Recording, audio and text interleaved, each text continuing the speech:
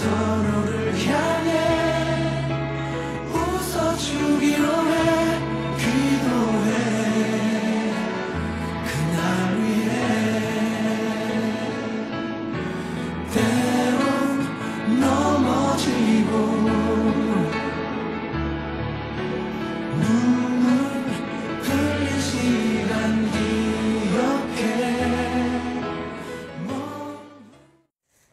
지난 8월에 독도에서 이승철 씨가 부른 통일을 염원하는 의미의 노래 그날입니다. 이렇게 우리 땅에서 우리나라 통일을 염원하는 노래를 불렀는데 대체 뭐가 문제였을까요?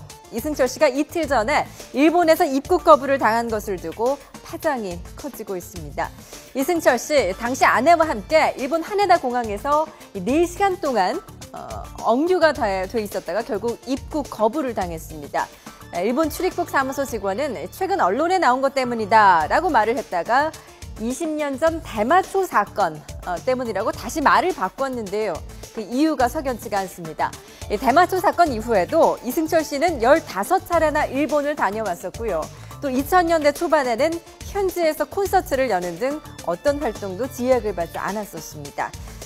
그래서 이 독도 통일송에 대한 표적성 입국 거부다라는 지적이 나오고 있는 것입니다. 가수 이승철 씨는 일본 정부의 이 같은 꼼수에 정수로 응수를 했습니다. 언론과의 인터뷰에서 표적과 보복성 입국 거부로 받아들인다면서 이번 기회에 여러 목소리를 대변할 수 있는 이야기를 직접 많이 하려고 한다고 말을 했습니다.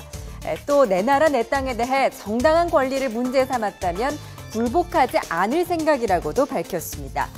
이와 관련해 독도 알리기에 앞장서고 있는 김장훈 씨. 페이스북에 이렇게 남겼습니다. 일본의 입국 거부는 세계적 망신의 자충수라고 비판을 한 것인데요. 또 서경덕 교수도 코미디고 치졸하다. 이승철 씨 멋지시네요 라는 글을 남기기도 했습니다. 그런데 국내 연예인의 일본 입국 거부 이번이 처음만은 아닙니다. 주로 독도 문제와 연관이 돼 있는데요.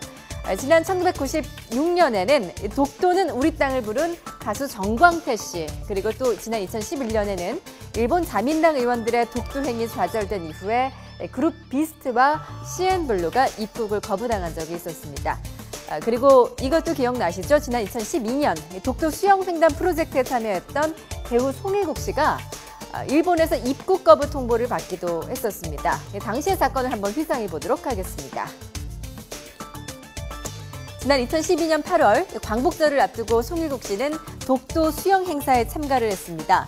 한국체육대 수영부 학생 40여 명과 함께 경북 울진군 죽변항을 출발한 뒤에 독도까지 릴레이로 수영을 해서 48시간 반 만에 독도를 횡단한 것인데요. 그런데 이 행사 이후에 일본에서는 즉각 송일국 씨가 출연했던 드라마의 방영이 연기가 됐습니다. 한술 더 떠 야마구치 SOC 일본 외무성 차관은 독도 수영 행사에 참가한 송일국은 앞으로 일본에 오기가 힘들 것이다.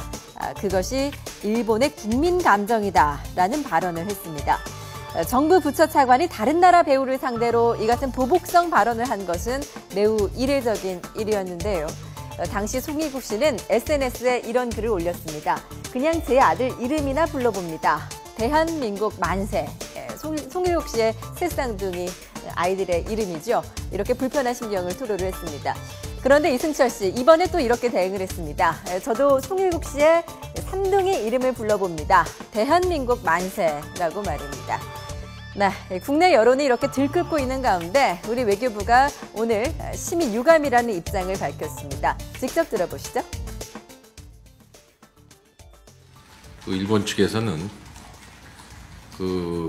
통상적인 관례 그리고 개인정보 보호 차원에서 동인에 대한 그러니까 가수 이승철 씨에 대한 입국 거부 사유는 밝힐 수 없다. 그런 답변을 저희한테 해왔습니다. 보도된 것처럼 석연치 않은 사유로 우리 국민이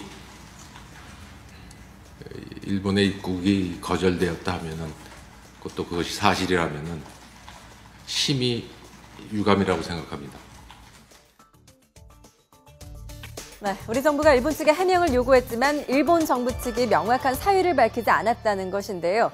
정부는 이 같은 유감 표명 외에 일본에 대해 추가 조치는 하지 않을 것으로 알려져 우리 정부의 미온적 대응 자세를 둘러싼 논란도 더 불거질 전망입니다.